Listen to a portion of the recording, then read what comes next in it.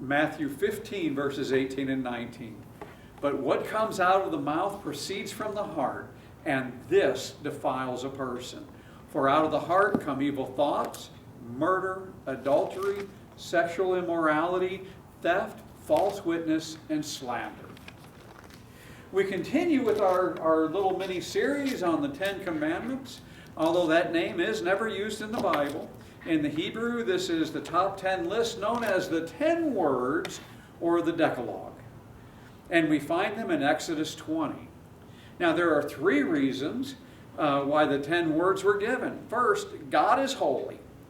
Second one is man is sinful and we need a Savior. And third, shows us how to live. And these are less about rules and what to do and tells us more about who God is. The first 4 commandments are how we love God with all that we are. The last 6 commandments are how we love our neighbor.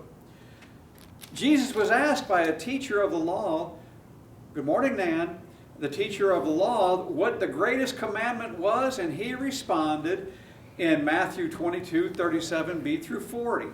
You shall love the Lord your God with all your heart, and with all your soul, and with all your mind. This is the greatest and first commandment, and the second is like it. You shall love your neighbor as yourself. On these 2 commandments depend all the law and the prophets. Now we know that we started last week, we started with honor your mother and father, and that was the first commandment that actually had a promise in it. If you honor them, you're going to live long in the land, and you're going to prosper. So today we're going to go to the next thing that is on how to deal with each other in regular life. So let's look at Exodus 20:13. It's very kind of short. It says, you shall not murder. Ooh, that seems simplistic enough. Don't kill anybody. Wow. What does this commandment prohibit? Did you know that there's things that it does prohibit? There are 8 different Hebrew words for kill. And the one that Moses uses here is relatively rare. Most Bibles translates kill as do not murder. The word for kill is raka. It means to murder, slay, or kill. It could also be translated as to assassinate. So all these things they were trying to get Trump, they were trying to murder, kill, and all these other fun things with him. Add to it taking of an innocent life, the unlawful killing of a human being. This is about human life and not about killing animals for food. We see this play out in the first family when Cain killed his brother Abel in Genesis 4:8. Cain spoke to Abel his brother, and when they were in the field, Cain rose up against his brother and killed him. You remember what happened there? The blood spilled out of the land, and God came and looked at Cain and said, where's your brother Abel? And he says, I don't know. Is it my job to keep track of him? And he goes, well, I know what you did because his blood is crying out from the soil. That gives us a first indication of all the fun stuff that it starts off with. Murder itself encompasses the following. Premeditated, intentional murder.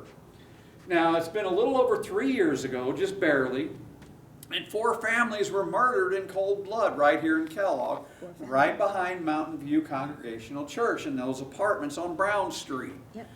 I personally knew the 2 boys. The older one, I dealt with him a lot in the middle school when I was custodian here, and he was not altogether here. He did things that you just was like, okay, this is strange. His younger brother, who I barely knew because I didn't realize they were brothers till later on, was like a straight A student. He had a full life ahead of him. He was an ROTC. He was liked by everybody. And a man decided that he was going to pull his gun that lived in the apartments next to them and went in and shot the mom, the stepdad, and literally shot the older brother. And the younger one, he assassinated. That murder affected the whole community. I mean, it was the most horrific thing that we had seen, especially when it was people that I knew personally. Murder encompasses intentional but not premeditated murder. Like a spouse who kills because he or she has found evidence of unfaithfulness. You know, those crimes of passion. Like the latest TikTok video. It came out maybe 2 weeks ago, tops, about a woman who went on there. She had moved away from her husband and said, I'm divorcing him because he is a pedophile and has been sleeping with a 15-year-old girl. Well, he didn't like that. And he went and killed her and then killed himself in front of the children. Murder encompasses involuntary manslaughter, like texting while driving and causing a fatal accident. How many times have you seen and heard that happen all across the country? Mm-hmm. It's a terrible thing. Murder encompasses reckless homicide, drunk driving. That's a big one. To me, it should also include all of the tractor-trailer drivers that are foreigners. They can't read or write English. Yeah. They don't know how to drive on American roads. I've been driving down the highway here, and I see some of these trucks doing some weird stuff, and I'm going, man, if I pass you and you are of some kind of thing that looks foreign, I'm calling the police on you because you're wandering all over the road. You don't want to be around that type of stuff. In America, 27,000 people are murdered each year. It's a lot of people that are murdered. Deuteronomy 4b and 5 says, if anyone kills his neighbor unintentionally, without having hated him in the past, as when someone goes into the forest with his neighbor to cut wood, and his hand swings an axe to cut down a tree, and the head slips off the handle and strikes his neighbor so that he dies, he's allowed to flee to one of the cities that God set up because it was an unintentional thing. When a death occurred accidentally, like that axe head that flew off and killed someone, God supplied cities that he could run because he also had the law that if you killed somebody, a family member could chase you down and kill you if you didn't make it to one of these sanctuary cities. You know, and that's where I think we got the term sanctuary cities here in America. Sure, come on in from all these other countries overseas. Cross our borders. Get to these sanctuary cities where you're protected, by golly. And it's just incredible. It is outright murder if someone is murdered in cold blood. Yeah, that should be right. If anyone's murdered in cold blood, manslaughter with premeditated rage, or negligent homicide resulting from reckless and callousness. This does not prohibit self-defense. What chapter is it? I'm sorry. That's the verses, but there's no chapter. I forgot to even put that chapter down here. It's in 4b5, though, I'll tell you that much. Now I understand why you had that look on your face. That does not say what that says. Exodus 22, verses 2 and 3. If a thief is found breaking in and is struck so that he dies, there shall be no blood guilt for him. But if the sunrise has risen on him, there shall be blood guilt for him. He shall surely pay. If he has nothing, then he shall be sold for his theft. Now, it's interesting when you think about it. If it's nighttime and somebody breaks into your house, you can kill them. You can do it. You can shoot them, you can stab them, you can beat them with a baseball bat. You can push them down the stairs to break their neck. You can beat them to death with your bare hands. And I'd actually had read a story not that long ago about a man who woke up in the middle of the night and watched a person walk past his open door in the middle of the night. He got up and confronted the man while he was armed. He had his gun. The person was drunk and thought he was in his own home. The man did not shoot and kill him, but he escorted him out and called the police. The man could have killed him, and he would not have been charged.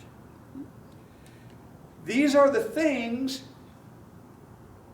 that this commandment does not prohibit capital punishment. We see all throughout the scriptures it talks about that. Genesis 9:6, whoever sheds the blood of man, by man shall his blood be shed. Why? For God made him in his own image. Paul wrote to the Roman Christians about the authorities appointed above them in Romans 13:4. But if you do wrong, be afraid, for he does not bear the sword in vain. For he is the servant of God, an avenger who carries out God's wrath on the wrongdoer.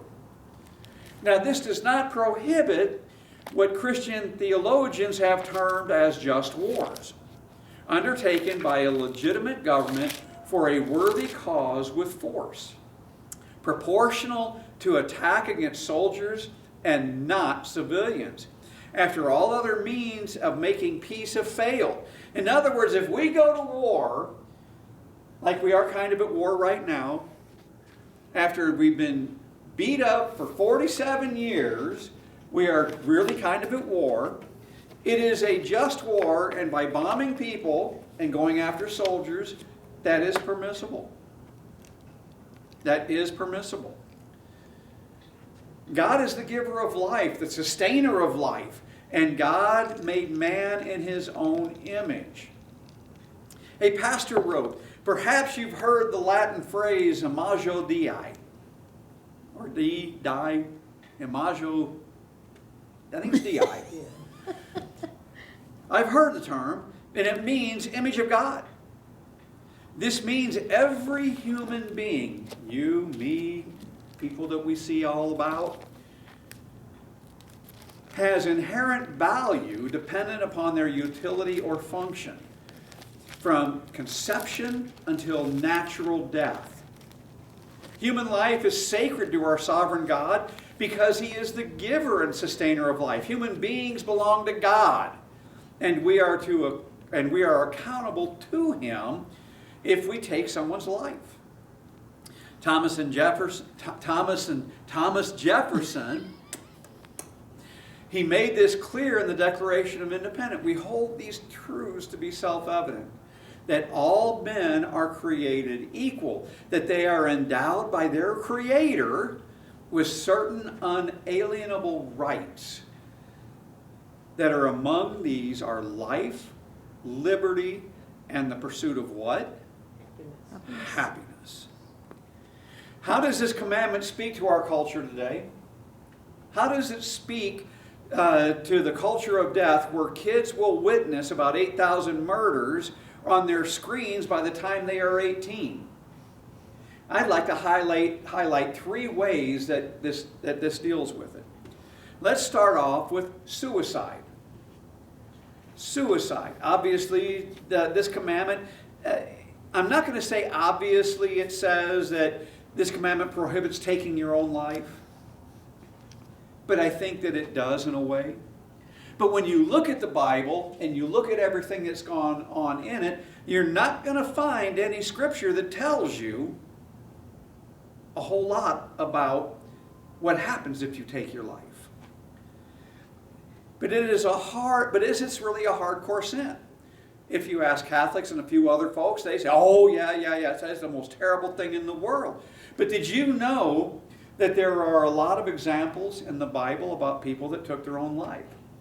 Abimelech took his own life in Judges. Same with Samson, also in Judges. And these were holy people. These were people that were created to take care of things for God, and they committed suicide. Saul, we all know he did in 1 Samuel. Right before he died, he got interviewed and told us his armor bearer, kill me, I don't want to be... And when his armor bearer couldn't do it, he fell on his own sword. His armor bearer, when he saw it, his armor bearer killed himself. Ahithophel in 2 Samuel, Zimri in 1 Kings, and of course we all know the most famous one, Judas in Matthew. They all committed suicide. But what happened? Do you see anything in Scripture that talks about how wrong it is? I can't find anything. Over the last handful of years, I've been here 10 years working on my 11th right now. And in that time, did I cover it right this time? Yes. And in that time, I have been able to be a big participant within the school district. Pastor in good standing. Anytime anything happens, I've worked with kids in the school as a pseudo counselor. Unpaid, but I considered it part of my pastoral duties to work with SPED kids, with other kids that are troubled. I have also been called to deal with when kids have attempted suicide. And we've had multiple suicides from within the district and from within our community.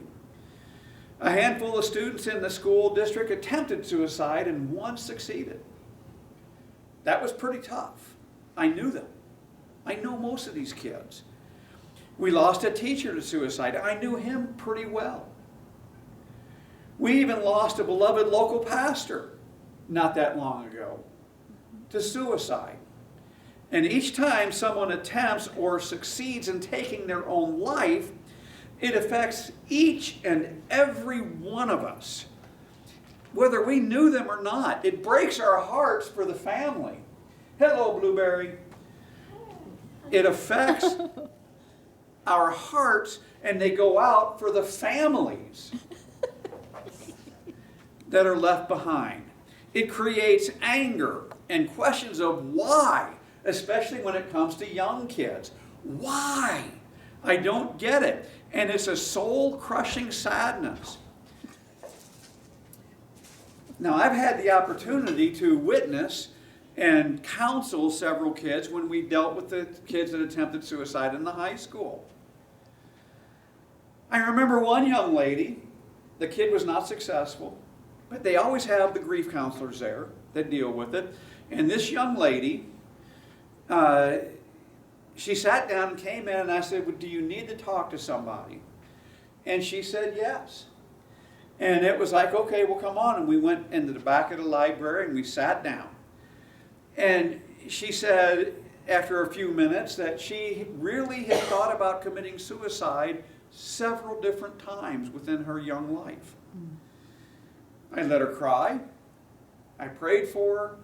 And I was able to keep her from killing herself.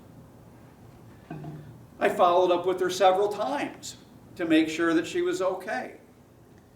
Just so that she would know that somebody cared. While working at the Vale School District, there was a young man. I didn't know him all that well. Amy knew him way better than I did, but he was hired to work in the bus barn. And he was like one of their mechanics. And one day, his boss was down at the Rocky Salt Flats for Speed Week. My boss was on vacation, and the other guy that was the groundskeeper, he was on vacation. So it was just myself and this young man. And I went down to the bus barn because I needed to get something, and he wasn't at work one morning. And I was like, well, that's kind of weird.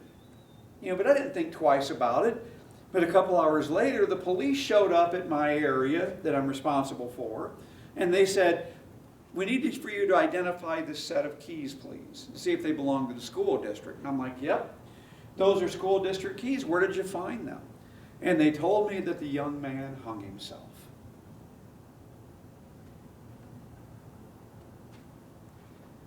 That was a very tough day. Because not only was I the first person in the school district notified, I had to notify his not stepsister, but sister-in-law. I had to notify the school superintendent, and I had to notify everybody else that this young man had taken his life.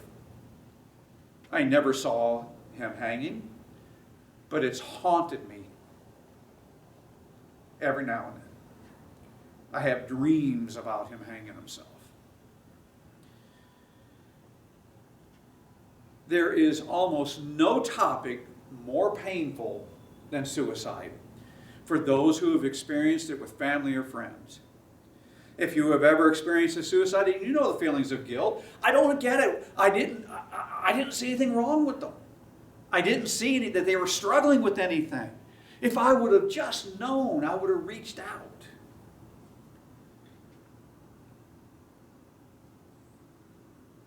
It's an overwhelming grief and anger. And suicide rates are increasing, especially among those 65 years and older. People who talk about and attempt suicide, they're not trying to get attention. They're not.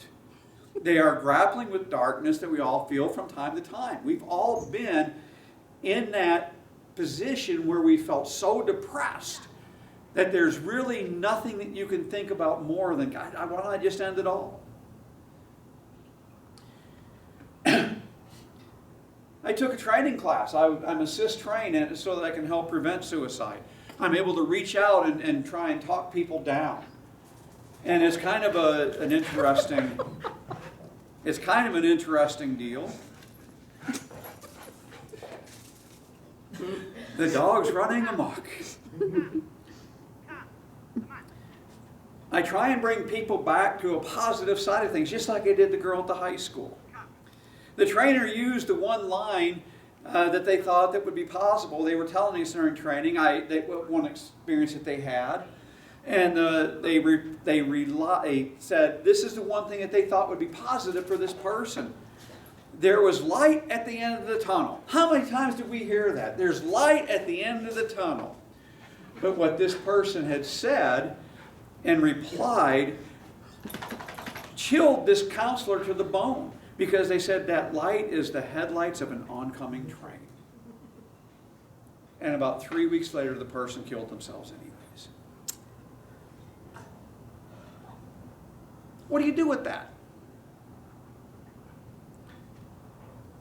The counselor did everything they could.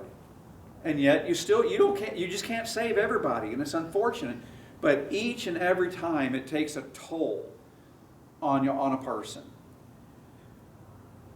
So, no matter what, if you get into a position of feeling like you just can't do it, listen to me. You matter.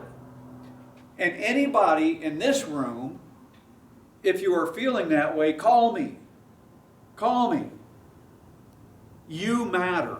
Anyone that has been watching the videos from wherever, contact somebody. You matter. Don't let Satan win that way. You are important. The world would be less without you. We need you. Your family needs you. If you need help, reach out to anyone. Satan comes to steal, kill, and destroy. But Jesus said that if you are tired, come to Him. And He will carry you. Please, please, please don't give up. There is hope. And it's not a place or a principle. Hope is a person, Jesus Christ. Another thing that we see a lot of experience in life right now is abortion. Now, there's stuff in the Bible that talk about this. There is. In the 20 years I spent in the Air Force, I have had to deal with several of my subordinates who made what they called mistakes. They got out, they got drunk, they did things they shouldn't have done, they were promiscuous, and they got knocked up. And they were extremely stressed about their lives. They were like, oh my gosh, my life is finished now. Huh? And as you can guess, they decided to go ahead and abort their babies. Why? Not because their lives were in danger. No, because being pregnant would interfere with the lifestyles they chose to live, that they wanted to live. And I will state unequivocally that every single one of them regretted it after they did it. Not promiscuity, but the abortion. They regretted it. The guilt that they felt was worse. Believe it or not, they changed their lifestyle and were no longer as promiscuous as they were before. Some of them were still not great, but it was a deal. When I first came to work, or when I first started pastoring, I was a part-time pastor at Juntura Bible Church. There was a large abortion protest that was getting ready to take place in Boise. You remember that one, babe? One of the ladies wanted to go and protest at the clinic. She was very passionate about it, to the point of almost, in my view, going to become violent about it. And we loved this lady. She was a neat gal. She thought it was our responsibility as Christians to do this, to fight as hard as we could to keep women from having abortions. I did not agree with that assessment.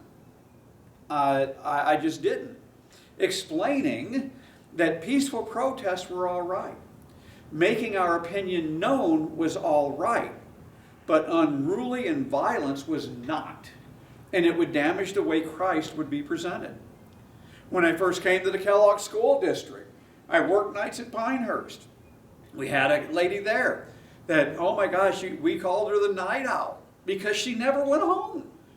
She was there before school started, like at 6 o'clock in the morning, and she would leave right about the same time we left at 10:15, 10:30 at night. And it was during Trump's first run, and he was debating Hillary, and she was watching it on TV, and I was cleaning her room, and the topic of abortion came up. And I just knew she was going to say something. She became very agitated about the subject, and she said, being Catholic, it is a horrible sin to kill off these children. What say you, Pastor? I told her as a Christian I thought abortion was one of the most horrific things man has ever done. However, you can talk to a young woman about not going through with it, but in the end, it is really her choice. You cannot prevent it. You can do your best to talk the person out of it, but you're not always successful. And boy, she was mad. She was mad at me. I ended up letting her know, I'm not the one that has to stand before God and explain why I killed my child. She is not the one that has to stand before God and tell God why that person killed their child. My job is to pick up the pieces when it's done, just like I did with the folks in the military. Psalm 139, 13 through 16. For you formed my inward parts. You knitted me together in my mother's womb. I praise you, for I am fearfully and wonderfully made. Wonderful are your works. My soul knows it very well. My frame was not hidden from you when I was being made in secret, intricately woven in the depths of the earth. Your eyes saw my unformed substance. In your book were written, every one of them, the days that were formed for me, when as yet there was none of them. Another obvious application of these verses is that life begins at conception, and we are made in the image of God. Abortion is murder, and we need to be pro-life from the womb to the tomb. We need to be that pro-life. John Calvin wrote in the 1500s, for the fetus, though enclosed in the womb of its mother, is already a human being. And it is almost a monstrous crime to rob it of its life it has not yet begun to enjoy.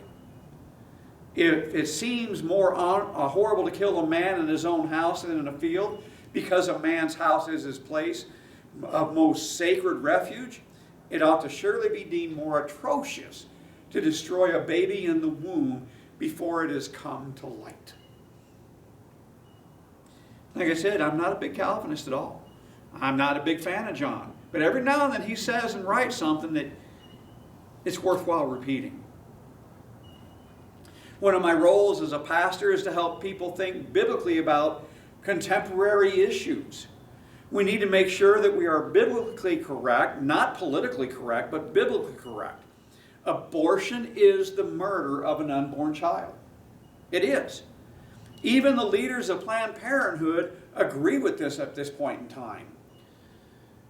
But they would say that the rights of the mother overrule the rights of the fetus, which is, by the way, just a Latin word for baby.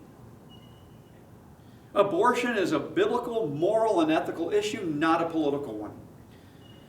Dietrich Bonhoeffer, when confronting the evils of the Nazis, he wrote, "Silence in the face of evil is in itself evil. God will not hold us guiltless. Not to speak is to speak, not to act is to act."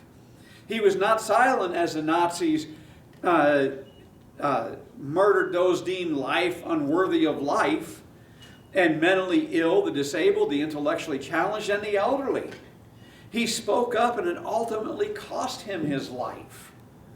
We are called to speak up and speak out for those who cannot speak for themselves. Proverbs 24:11. Rescue those who are being taken away to death. Hold back those who are stumbling to slaughter. And in Proverbs 31 verses 8 and 9. Open your mouth for the mute, for the rights of all who are destitute. Open your mouth. Judge righteously, defend the rights of the poor and the needy. Erwin Lutzer, he was a former pastor and head of Moody Church for many, many years. And he wrote, "Abortion continues only because babies are not strong enough to fight back. Their cries are muffled in the sanitary surroundings of hospitals and abortion clinics. Someone has to fight their battles for them because they are helpless in their struggles. If the Christian church cannot unite in its opposition to abortion, it is highly unlikely that it can unite about anything else." Let that one sink in. Yes, we can protest outside of clinics. We can do it as a strong, united front. You just can't do it in a violent manner. It does no good to jump up and scream in somebody's face or to take your fist and beat them. It projects the wrong thing that projects Christ.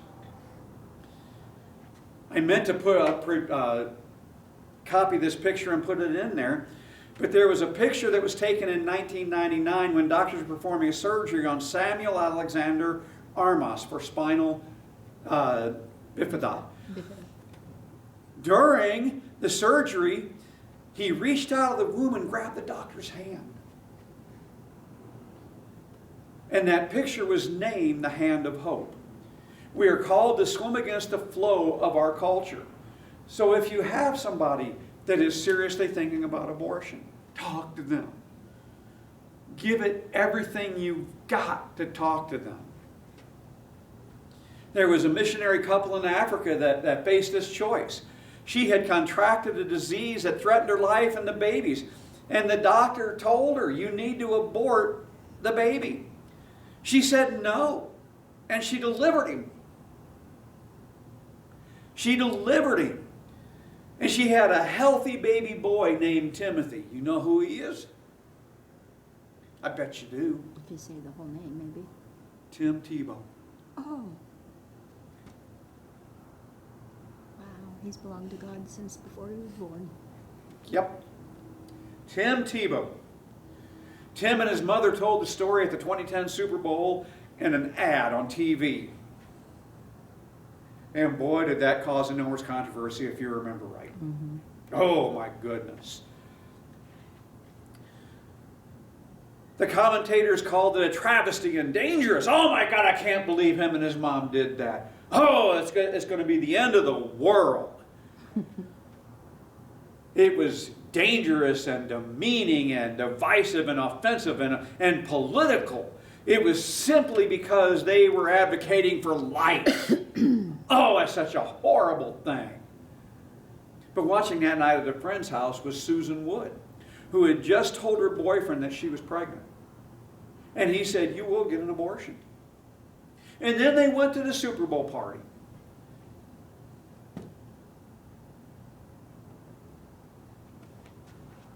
She was alone, a little confused, and then that commercial came on, that Super Bowl commercial. And she was glued to the TV. And Tim Tebow's the only guy that she knew, football player-wise. Didn't know anybody else, but she knew Tim Tebow. Not personally, but she knew him. Could recognize him. She could go identify him 10 out of 10 times. That's Tim Tebow on the screen. And she looked at that screen on the TV and watched it. She said, "Oh my God, Tim Tebow's talking to me." She went to the website later and watched the story. And she decided that she was keeping the baby. Her boyfriend left her. Oh, heck no. I ain't taking care of no baby. And he never came back. But Avita Grace is alive and well. Oh. In this culture of death that we live in, we have to be willing, with truth and grace, to speak up on these issues. You got to be able to speak up. Ultimately, it's about the gospel. I don't want to win arguments. I want to focus on making disciples. Remember, Roe versus Wade was decided in 73. And since that time, 60 million of our generation, of our people, have been murdered. Approximately 1.2 million abortions a year in America. For every 1,000 live births, 200 babies were aborted. The good news is that abortions are at a historic low after Roe v. versus Wade was overturned. The abortions are now at a historic low, down 4% from last year. So what should we do?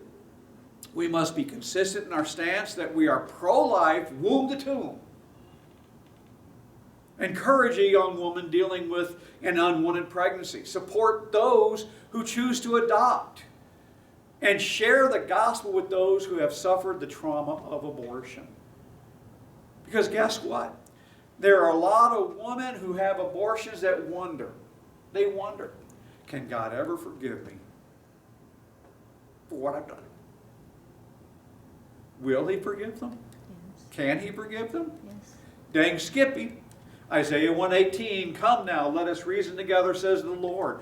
Though your sins are like scarlet, they shall be white as snow. Though they are red like crimson, they shall become like wool." Ask. He will forgive. The next biggest thing that we have to look at in this stupid death culture we live in is euthanasia. It's hard to believe that we have to look at this. One more obvious application is that physicians-assisted suicide. In the 1980s, we all know who Jack Kevorkian is. Yeah. We heard him. He became infamous for helping 130 people kill themselves. He was nicknamed Dr. Death. And his motto was, "Dying is not a crime." He went to prison for murder, and when he got out, he continued to advocate for euthanasia. He's still out. Well, I'm not sure if he's even alive anymore. Yeah, I don't know. I don't remember seeing that he died. I don't remember reading it. But he was considered outside the mainstream of medical behavior. In World War II, Dutch doctors refused the Nazi edict to kill all the terminally ill and elderly. They refused it. Strikingly, modern-day Holland leads the way internationally in physicians-assisted suicide. Did you know that they will tell you if you have a Down syndrome baby, they will kill it before it's born? You don't get a choice. If they think your child has some kind of other disease where it's going to be crippled, they will kill it before it's born. If you had a child that had already been born and was however old, they killed it. They killed the kid. They killed a human being. Now, I don't know about you, but I know that there's quite a few Down syndrome kids that function pretty dang normal lives. God is the giver of life, and He knows our birth dates and the day of our death. Psalm 139:16, your eyes saw my unformed substance. In your book we were written, every one of them, the days that were formed for me, when as yet there were none of them. He knows when you're going to be born. He knows what you're going to do throughout your entire life. He knows when you're going to die before you were ever born. He knows. And we have no right to take another's life. And we have no right to take our own in all reality. What about suffering? What about death with dignity? Isn't that what you always hear? Paul writes that there is a purpose in our pain. Romans 8:16 and 17. The Spirit Himself bears witness with our spirit that we are children of God. And if children, then heirs, heirs of God and fellow heirs with Christ, provided we suffer with Him in order that we may also be glorified with Him. Did you know that euthanasia is the #1 killer in Canada today? Yep. More people die of going to the doctor today and being given a suicide pill or shot up with something in their veins to kill them immediately than any other thing. Car wrecks, cancer, old age, you name it. Euthanasia is #1 killer. You go into it's a good thing Caroline's not in Canada. Oh, your back hurts. Oh, you're feeling this right here. Well, there's really not a whole lot we can do about it, but here's a pill. Here's a pill. It'll take all your pain away. Yep, it'll take all your pain away. And they just passed it in New York State. Yep. It is so amazing to me. And we're seeing this in Oregon. Oregon is becoming, California is starting to become strong in it. It's like, oh, I just don't get it. I really don't. Now let's look at the application of all this. When we look at the 10 words, I can freely admit that I've broken them all except this one. I bet you're the same way. Yes, I've trusted in things other than God. Yep, I used His name flippantly. Yes, there have been times when I haven't rested in the finished work of Christ, and I certainly didn't honor my parents the way that the commandment called me to. But it's easy to think this one doesn't apply to us. I ain't killed nobody. I just haven't. I have. I'm not a murderer. The Pharisees believed that. They were the good guys. But their obedience was only skin deep. It was all outward and many times for show. But Jesus applied the inside-out principle to the commandments. He took it down to a level deeper from behavior to belief, from action to attitude. In the most famous sermon Jesus ever preached, that one we call the Sermon on the Mount, He applied this principle to the 6th commandment, Matthew 5:21 and 22. You have heard that it was said of old, to those old, that you shall not murder, and whoever murders will be liable to judgment. But I say to you that everyone who is angry with his brother will be liable to judgment. Whoever insults his brother will be liable to the council, and whoever says you fool will be liable to the hell of fire. Jesus knew the commandments. He knew that His hearers knew them as well. He knew them Pharisees knew that stuff inside and out. He takes commandment to a new heart level. The word raka would have to be bleeped out in Hebrew society if it was around today. It is saying that they are worthless and empty and blockheaded people. It is a word of contempt and reproach with racist undertones. You might as well have just told somebody they were, what was the people that they despised? Samaritans. You might as well call somebody a Samaritan if you call them raka. It is a word of contempt and reproach. And there are several different words that apply when you look at raka. You got anger. This word has to do with heat. This is that feeling that you get when your face grows hot and your temper boils over. Rage is the outward expression of this boiling over, and malice is the inner attitude of hate and wishing calamity on someone. How many times have you done that?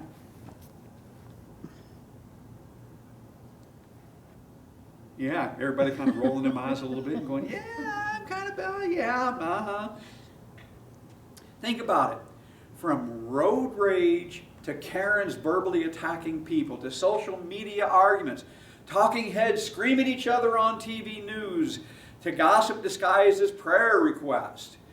This culture is angry. We live in angry times. We don't debate, we don't dialogue, we want to destroy the person on the other side of the issue. Even in church, how often do we use our words to build up rather than tear down?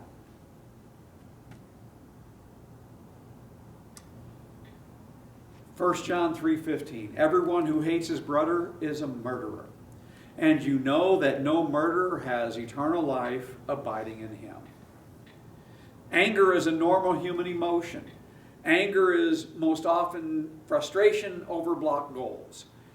We all get angry, but then Paul wrote, quoting Psalm 4 in Ephesians 4:26 and 27, be angry and do not sin.